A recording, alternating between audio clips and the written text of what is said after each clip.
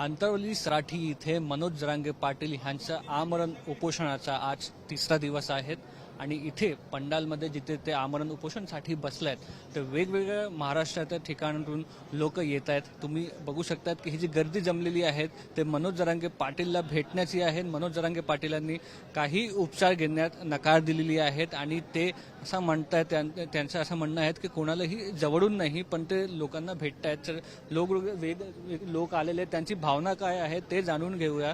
तुम्ही काय करता, कुठून आले आहेत, मराठा आरक्षणाबाबत तुमची काय भावना आहे? मी ॲडव्होकेट अंबादास जाधव बीडचा आहे, याच परिसरातला आहे। माझं असं म्हणणं आहे की गेली 40 दिवस जरी जरांगे पाटलांनी उपोषण केलेलं आहे, परंतु गेली 40 वर्ष मराठा आरक्षणाचा हा लढा चालू आहे कुठल्या ना कुठल्या मार्गाने। मग महाराष्ट्र गव्हर्नमेंटमध्ये, महाराष्ट्र शासनामध्ये एवढे चांगले अधिकारी असताना, एवढे चांगले पुढारी असताना, एवढे चांगले मंत्री असताना 40 वर्षामध्ये दरवर्षी आपण बजेट अलोकेशन करतो। समाज कल्याण खात्याला किती, या खात्याला किती, या योजनेला किती। मग तुमच्याकडे आजपर्यंत जाती गणनेचा तोडका आडाखारा तरी जर नसेल तर तुम्ही बजेट हे कसं काय देता, कसा पैसा खर्च करता? त्यामुळे ढोबळ मानाने तरी महाराष्ट्रातल्या 12 कोटी जनतेचे 5 कोटी मराठा असेल, 3 कोटी इतर जाती असतील, 2 कोटी समाज। आमचं असं म्हणणं आहे की तुम्ही आरक्षण देणारच। माननीय मुख्यमंत्री एकनाथराव शिंदे जे आजकाल मराठ्याच्या लोकांचे दैत बनलेले आहेत, त्यांनी दसऱ्याच्या मेळाव्याच्या दिवशी शिवाजी महाराजाची शपथ घेऊन सांगितलं की आम्ही हा प्रश्न सोडू। परंतु जर तुम्ही प्रश्न सोडला आणि माझ्या जरांगे पाटलाचं बरं वाईट झाल्यावर सोडला तर आम्हाला आरक्षणाचं करायचं काय? जोपर्यंत जरांगे साहेब जिवंत आहेत तोपर्यंत त्यांना आरक्षण द्या। काय तुम्हाला आरक्षण द्यायचं असेल तर द्या, एक तुम्हाला कुठल्या ह्याच्यातून द्या।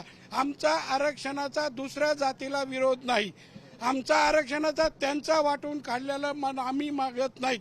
मराठा जात आहे, आतापर्यंत गेली 700 वर्ष, 800 वर्ष, 1200 वर्ष जरी झाली असतील, सगळ्या गावाला 12 बलुतेदाराला कुणाला कमी पडलं, सणावाडल्याला गोरगरिबाची जाण करणं हा माझा मराठा समाज आहे।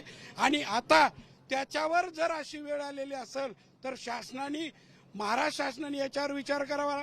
मला एक मिनिट, मला अशी एक आहे की या भारताचे जगातले बलाढ्य पंतप्रधान माननीय मोदी साहेब, मोदी है तो मुमकिन है, ही जर घोषणा खरी असेल, मोदी साहेब काल शिर्डीला आले होते, त्यांनी जर मनात सांगितलं तर जगाचा प्रश्न 2 मिनिटात सोडवणारे मोदी साहेब, अमित शहा साहेब यांनी जर मनात आणलं तर माझा मराठ्याचा आरक्षणाचा प्रश्न सोडवायला त्यांना 3 मिनिट सुद्धा लागणार नाही।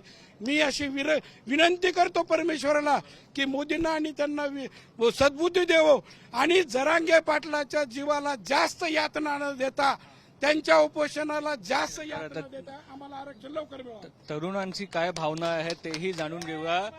तुम्ही किती शिक्षित आहात, कुठून आलेले आहात सांगा।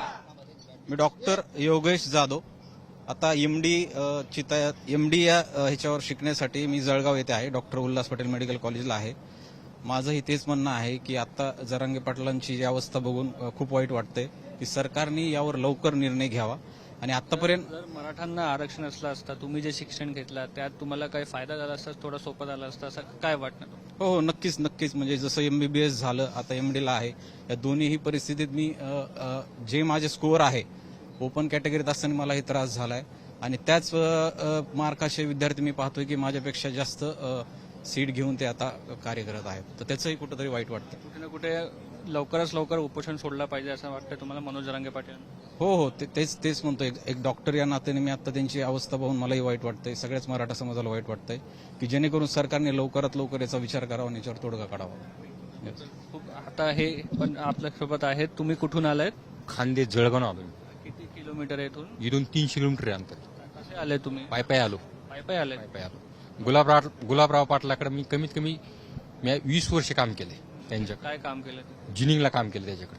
हा, तिथे काय भावना तुम्ही जिथून येतात मराठा आरक्षण? 198 आमदार आहेत आपली। मी जास्त बोलणार नाही, थोडक्यात उदाहरण देईन। 198 आमदार आहेत आपले। आपल्यासाठी काय केलं त्यांनी? काय केलं आपल्यासाठी? आज जो माणूस लढा दिला आपल्यासाठी काय केलं त्यांनी? आपल्यासाठी जो माणूस उपोषण पडला, आज जो मरायला बसलेला आहे तो माणूस, आज आपण काय करायचं? अंगाला काटा यायलाय. मी पाय आलो स्वतः, काय करायचं? मीच तर गोड गोड बोलून जमत नाही.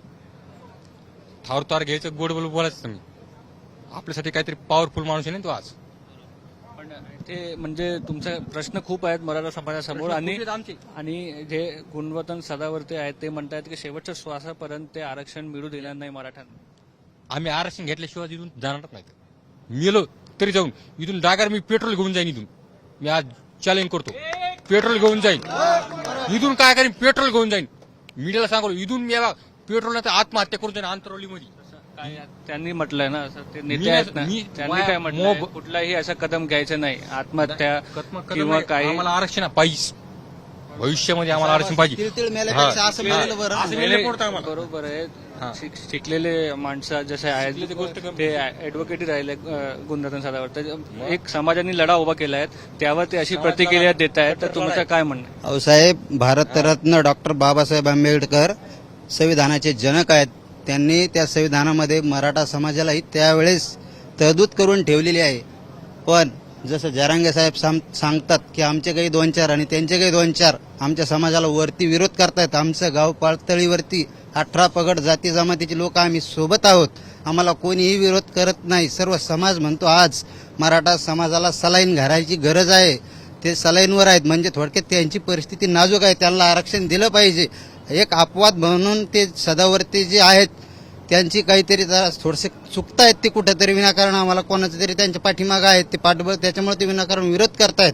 राहिला प्रश्न भारतीय जनता पार्टी, आम्ही सर्व मराठा बांधवांनी आतापर्यंत भारतीय जनता पार्टीलाही मतदान केलेलं आहे. नरेंद्र मोदी साहेब जसं आता दादा म्हटले, 1 मिनिटाचा प्रश्न आहे. महाराष्ट्रभर मराठा समाज आहे. ते काल आले होते महाराष्ट्रात, काही बोलले नाही या विषयावर. आता ते बोलले नाही त्यांच्या मनात, तरी पण असं आम्हाला तरी वाटतं का मोदी साहेब हे हिंदूवादी आहेत, सगळ्या गोष्टी त्यांच्या मनात आहेत. आम्हाला त्यांच्यावर अपेक्षा आहेत. अमित शहा साहेब आणि एकनाथरावजी शिंदे साहेब यांच्यावरही आमची अपेक्षा आहे. हे नक्कीच काही ना काहीतरी निर्णय घेतील, आम्ही त्यांच्यावर अपेक्षित आहे. आणि त्यांनी लवकरात लवकर मनोज जरांगे पाटलांच्या शरीराला आत्म्याला जास्त यातना न द्यावे, लवकरात लवकर काहीतरी चांगला निर्णय घ्यावा हे आम्ही अपेक्षा केलेली आहेत. मोठमोठे नेते मराठाचे झाले, मोठमोठे नेते झाले साहेब आतापर्यंत, पण त्यांनी मराठा समाजासाठी कोणतंही काम केलेलं नाही. त्यांनी आज त्यांनी जर काम केलं असतं तर आमच्या आदरणीय आणि वंदनीय मनोज भाऊ या ठिकाणी जवळजवळ 29 तारखेपासून हा लढा चालू आहे. मी अशी विनंती करीन, परमेश्वराला विनंती करीन की बाबा ही जे लढा आहे आमचा ताबडतोब सोटावा आणि जरांगे साहेबांचं उपोषण जे करू लागलेले ते ताबडतोब त्यांना सुटावं अशा प्रकारची विनंती करतो. तुम्ही पण ऍडव्होकेट आहेत, तर जे असं म्हणतात टिकणारं आरक्षण म्हणजे कुठे ना कुठे कोणी जसे सदावर्ते आहेत ते चॅलेंज जर कोर्टात केलं तर आरक्षण जाऊ शकते असं आहे, म्हणून आरक्षण देत नाही का सरकार? ते आरक्षणाचा मुद्दा क्युरिटी पिटिशन आता सुप्रीम कोर्टात आहे. जरी आरक्षण आता तुम्ही मागच्या वेळेस काही टेक्निकल पॉईंटमध्ये टिकलं असेल, 16% आरक्षण दिलं होतं, 12% पर्यंत द्या म्हणतात. अजूनही तुम्ही आरक्षण दिल्यानंतर पुढे तुम्ही सर्व सुप्रीम कोर्टाची अप्रुव्हल त्याला घेऊ शकता. म्हणजे गुणवंत सदावर्तेचे एकटे वकील आहेत आणि बाकीचे वकील नाहीत, आणि त्या बाकीच्या वकिलाला काही कळत नाही असं नाही ना. म्हणजे गुणवंतीनीच घटनेचा अभ्यास करायचा काही हे घेतलाय का? टेका घेतलाय का? नाही घेतला. सर्व वकील आहेत. काल बाकीचे आमची फौज सुद्धा वकिलाची तयार आहे. आणि मी सुद्धा असं सांगतो की महाराष्ट्र गव्हर्नमेंटमधील 288 आमदारापैकी सगळ्या पक्षाच्या आमदारांनी 25-30 आमदार तर शिकलेले असतील, 40 आमदार तर शिकलेले असतील. त्यांनी सगळ्यांनी बसा आणि सगळ्यांनी घटनेची अभ्यास करून हे आरक्षण टिकल कसं देता येईल याचा अभ्यास करा. त्याला आम्ही आमदार म्हणू, नुसत्या खुर्च्या घेऊन बसणाऱ्याला मी आमदार म्हणू. तर हे भावना तुम्ही बघू शकताय. लवकरच 2024 लोकसभा आणि विधानसभेच्या मतदानामध्ये आम्ही ज्या लोकांनी जरांगे पाटलाला विचारात घेतलं नाही आतापर्यंत, त्यांना आम्ही नक्कीच त्यावेळेस त्यांना घरी काढून देणार. आणि असे बिना कामाचे जनतेचे लोकप्रतिनिधी काहीच कामाचे नाही, यांच्याकडे कुठलाही पक्ष असो, आम्हाला जातीचं आणि पक्षाचं काही घेणं नाही. आम्हाला मराठा आरक्षणाला जो समाज सपोर्ट करील आम्ही त्याचे, आणि जरांगे पाटलाला जे सपोर्ट करीन आम्ही त्यांचे. छत्रपती शिवरायांची शपथ घेऊन सांगतो आम्ही सर्व मराठा समाज, आम्ही जरांगे पाटलासोबत शेवटच्या क्षणापर्यंत, शेवटच्या रक्ताच्या थेंबापर्यंत राहणार आहे. सरकारने कोणतीही तर हे- खेळी आम्हाला हाणून पाडायची तर ते हाणून पाडू शकत नाही, कारण हा मराठा समाज दिल्लीचा तख्त हलवणारा मराठा समाज आहे. आम्ही छत्रपती शिवरायांचे वारसदार आहे. आम्ही जरांगे पाटला सोबत शेवटपर्यंत राहणार आहे. आम्ही मतासाठी विकणार नाही. आम्ही आरक्षणासाठी आज आम्हाला गरज आहे. आमचे पोरं एक एका मार्कावरून घरी येतात आणि इतर लोकांना फीस तर कमी असून स्कॉलरशिप मिळते, आम्हाला स्कॉलरशिप तर नाहीच नाही. फी वाजीपेक्षा जास्त कोणती स्कीम नाही, काही नाही. आम्ही 5 किलो तांदूळ आणि 10 किलो गव्हासाठी आरक्षण मागत नाही. आमचं आयुष्य, मुलांचं शैक्षणिक आयुष्य चांगलं व्हावं, सुधारित व्हावं, आमचं जीवन सुधारावं. आम्ही काय क्षत्रिय आहो? किती लोक म्हणते कुणबी तुम्ही क्षत्रिय अहो. क्षत्रिय आणि कुणबी जरांगे पाटलांनी पटवून दिलं कित्येकदा की बाबा क्षत्रिय आणि कुणबी हा एकच शब्द आहे. पूर्वी युद्धाच्या वेळेला मराठा समाज हा तलवार घेऊन लढायला जायचा युद्धभूमीवर. परकीयांचे आक्रमण व्हायचे, पोर्तुगाईंचे, डचांचे, निजामांचे, राजाकारांचे. त्यावेळेस तो तलवार काढून स्वराज्याचं संरक्षण करायचं म्हणून त्याला त्या काळात क्षत्रिय म्हणलं जायचं.